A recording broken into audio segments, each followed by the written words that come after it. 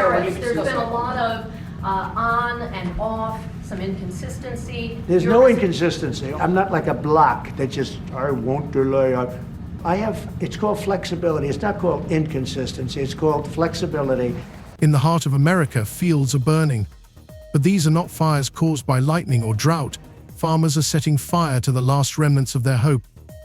Over the past year and a half, 50,000 American farmers have abandoned their land and left, leaving behind only smoke and devastated communities. That's a 10. That's a good one. Yeah.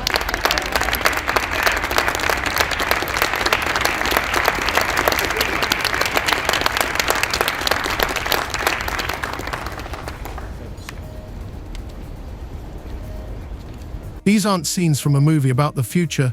This is happening right now.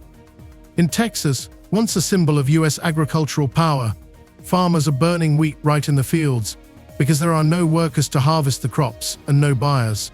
And police in Italy are investigating possible arson after a fire destroyed more than a dozen Tesla vehicles. Elon Musk is calling the incident at a Rome dealership terrorism. This comes as Tesla has been the target of recent protests around the world. Some areas have lost their water supply, while others suffer from endless immigration checks, causing workers to disappear overnight without saying goodbye. The cost of fertilizers, fuel, and irrigation has risen so high that farmers are simply giving up. And while the fields turn to ash and families lose hope, an unexpected country appears on the horizon, ready to take what America leaves behind.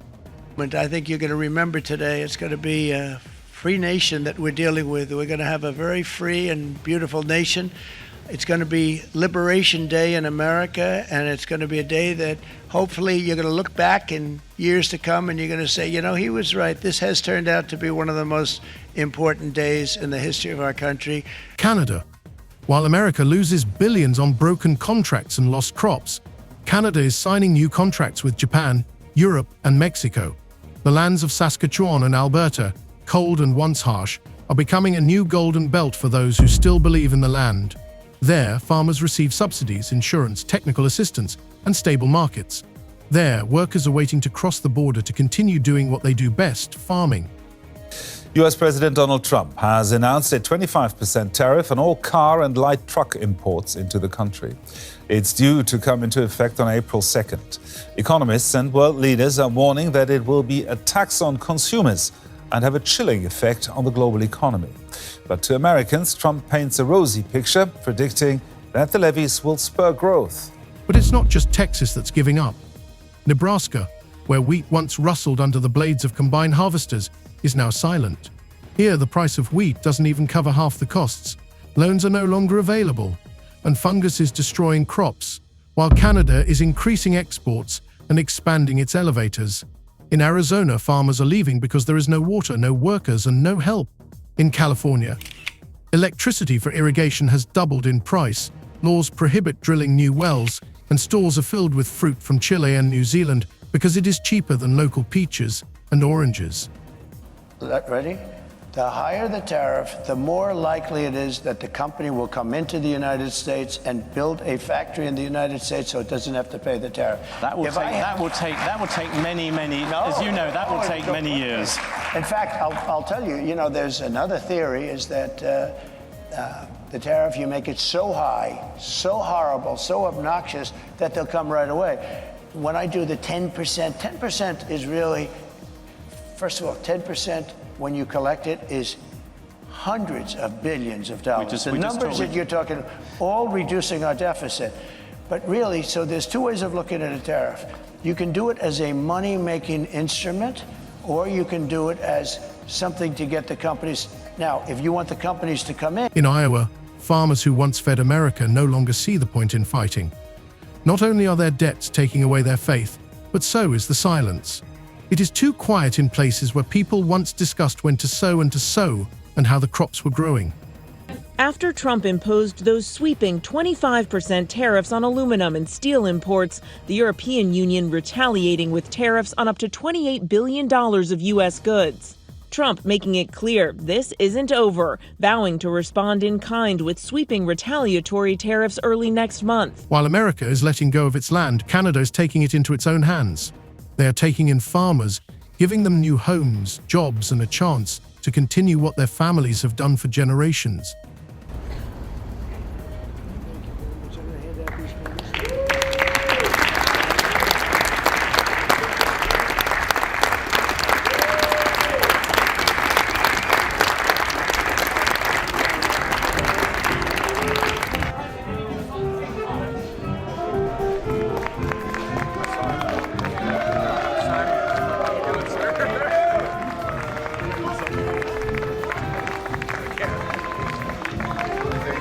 But if America loses its farmers, who will feed the country tomorrow? If those who love the land can no longer survive on it, what will happen to food in the cities? This is not just a story about wheat and corn.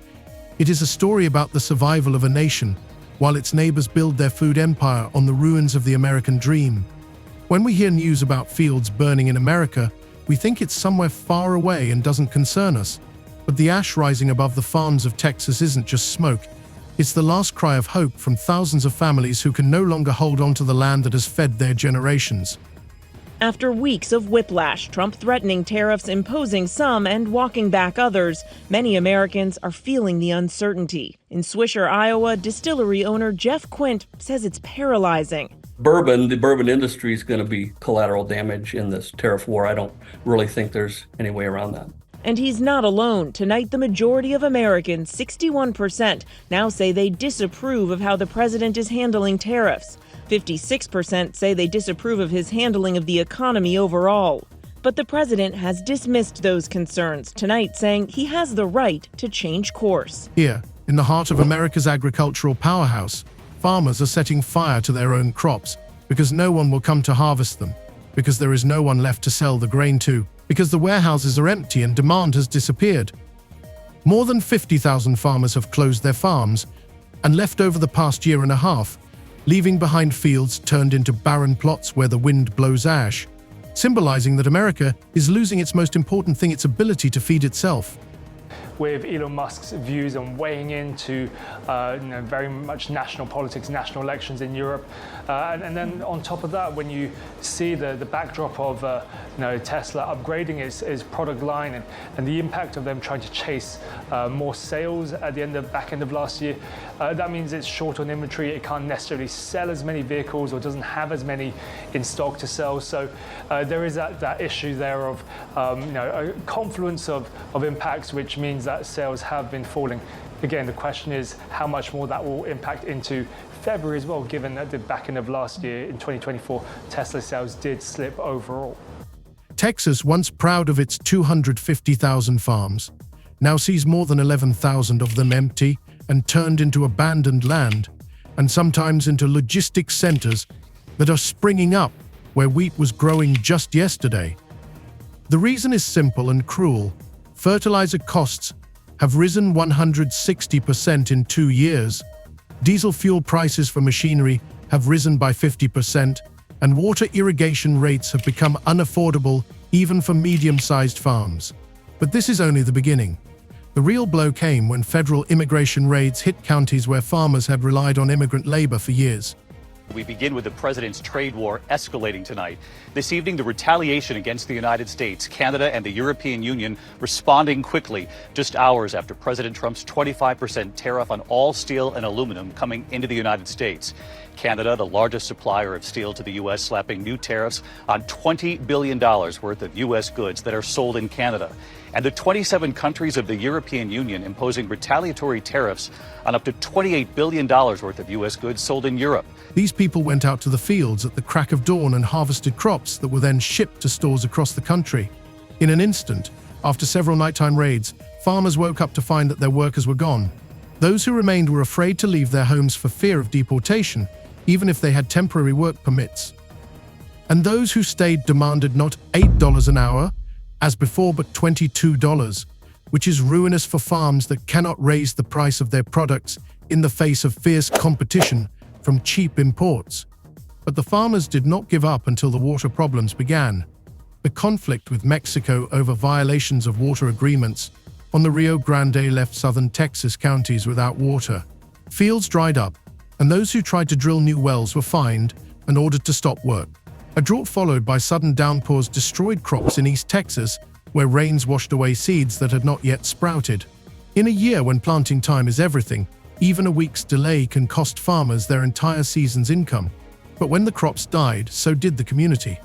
In towns where farmers paid taxes to maintain schools, hospitals, and fire stations, classrooms began to close and hospitals began to cut doctors. In some Texas counties, hospitals eliminated emergency services, and children's school years were shortened by 3 weeks due to budget shortages. Elderly people who dreamed that their grandchildren would continue the family business saw their children leave to work in cities, in logistics, in warehouses, or in cafes, just to avoid returning to the land that could no longer feed them. But at the same time that Texas is fading, Canada is rising. Where the cold and short season used to make it impossible to compete with Texas, new farming communities are now being built, and the government is providing subsidies, insurance, and relocation programs for farmers, even from the US. In 2025, more than 800 families from Texas applied to move to Saskatchewan to start over, where equipment is available for rent at discounted rates, and banks offer low-interest loans secured by future harvests. There are no raids on immigrants in Canada, and farmers tired of living in fear are willing to go there, even if it means getting used to winter. At the same time, Canadian ports are expanding to accommodate grain that used to go through Texas ports. In the second quarter of 2025 alone, Canada signed grain export contracts worth $1.2 billion, while Texas is losing markets one after another. The situation is no better in Nebraska. Once the pride of the US in wheat and corn exports, the state is now facing a quiet June. There are no loud disasters here, only silence as farmers decide not to sow, not because they don't want to, but because they can't. The tar spot fungus, which has spread to 14 counties, has doubled the cost of crop protection, lending has tightened, and the price of wheat has fallen below the break-even point. In 2025, wheat was selling for $5 a bushel, and the cost of production was $7. Farmers tried to store grain in the hope of higher prices, but the market did not recover. At this point, Canada came to the fore, offering consistently low prices and fast logistics, taking away customers who had signed contracts with Nebraska just the day before. School districts in Nebraska began to turn down new teachers, fire stations went on reduced staffing, and farmers stopped ordering seeds for the next season. They did not file for bankruptcy right away, but they stopped paying for equipment repairs, stopped applying fertilizer, and stopped calling suppliers. There are fewer sellers at farmers' markets, and conversations shift from what are we going to plant this year to where can I find a job in town. And at this moment, when Nebraska is still trying to hold on, Canadian farms are already loading grain into trucks and containers, sending it to China, Japan, and Europe. This is not just a market, it is a symbol. While the US is losing its farmers, Canada is taking them in. These are not just stories about Texas and Nebraska. This is a story about how a great agricultural power is losing its strength not because of war or global catastrophe, but because of a chain of economic decisions, migration policies, and weather conditions that together are breaking the backbone of the farming community. And while Canada waits with a smile and subsidies for those who are ready to start over, the question that remains unanswered is frighteningly simple. If America loses its farmers, who will feed America tomorrow? When we talk about the American agricultural disaster, many imagine only endless wheat fields in Texas or corn plains in Nebraska. But the real pain of agriculture is felt where people believed in the land as their last chance for a new life. Arizona, with its mild winters, cheap land, and access to the border, once seemed like a place where any family could start from scratch, plant cucumbers and tomatoes, pick strawberries and lettuce, and send boxes of vegetables to supermarkets in Los Angeles and San Francisco. But in 2025, Arizona became the first state to see mass abandonment of farms, not because of a hurricane or a fire, but because the water stopped flowing in the canals and the people disappeared from the fields. Immigration raids were the last straw. In early 2025, IC agencies began conducting raids in the Yuma-Maricopa areas, right in the middle of the vegetable harvest season. People who had been going out to the fields at the crack of dawn for years began to disappear at night, sometimes entire families, taking with them not only their labor but also the trust on which local farming depended. Even those who had documents became afraid of checks, went into hiding, left for California to pick strawberries, or switched to service and delivery jobs just to stay out of sight of the authorities. In a matter of weeks, Arizona farmers were left without workers, and fields full of strawberries and lettuce began to rot right in the ground. Farmers who still had the strength tried to hire legal workers, but the cost of labor rose so high that every box of vegetables brought a loss. But the real tragedy came with the water. By mid-25, Pinal and Cochise counties were hit with severe water restrictions, a ban on new wells, and limits on the use of old sources. The Colorado River water distribution system was reorganized, and Arizona farmers were left with the scraps. Irrigation stopped, fields dried up, drip irrigation systems rusted in the sun, and farmers began draining water from reservoirs to save at least part of their crops. But it is impossible to save a crop without water, and at night tractors left the fields, leaving behind dust where young seedlings had recently been green. The remaining farms were dealt another blow when the government temporarily froze federal agricultural subsidies in the first quarter of 2025 due to budget disputes, and a mandatory bird flu vaccination campaign began in Pinal, forcing one of the largest farms to destroy more than 6 million chickens in a single month. Without compensation or technical assistance, the farm went bankrupt, and 20 more small farms that supplied the region with eggs and meat closed within 3 weeks. These events dealt a blow to the local economy as hundreds of workers lost their jobs, warehouses lost customers, and small farmers' markets in Yuma and Maricopa began to empty, losing visitors. Against this backdrop, Canada, with its cold weather and long winters, suddenly became a symbol of hope for many farmers and agricultural workers. Agricultural migration programs such as the Agri-Food Pilot and the Provincial Momini Program for agricultural workers began actively considering applications from greenhouse, poultry farm, and field crop workers in Arizona. In May and June 2025, more than 1,300 applications were received from farming families and workers in Arizona who are willing to move to a place where water is still available, subsidies are in place, and the labor market is not being disrupted by inspections and raids. Even though Arizona was once considered a symbol of cheap agricultural labor, now these same people are willing to move to Canada just to continue doing what they have done all their lives. At the same time, California, once considered the agricultural capital of America, is beginning to lose ground.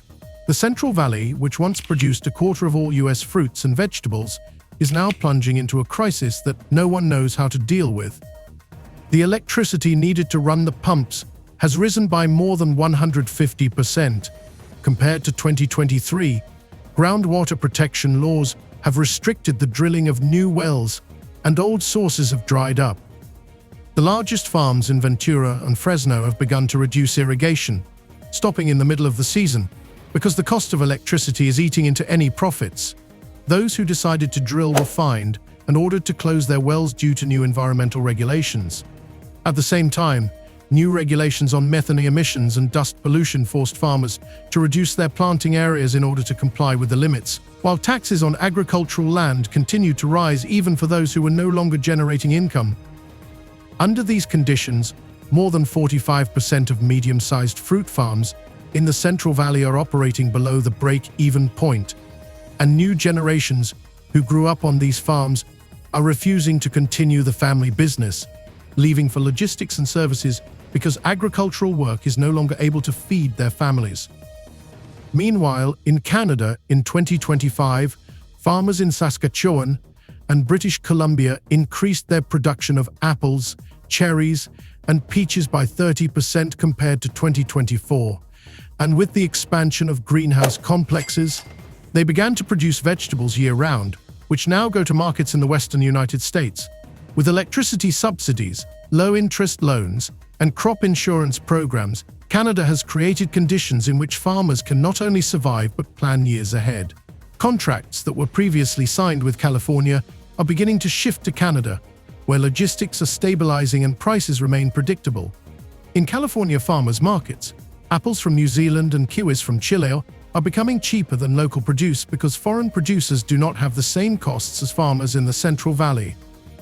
The tourist farm tours that farmers tried to use to cover their losses are no longer saving them from debt, and signs saying "Farm for Tours" are appearing on abandoned farms where peaches used to be grown for Japan and South Korea.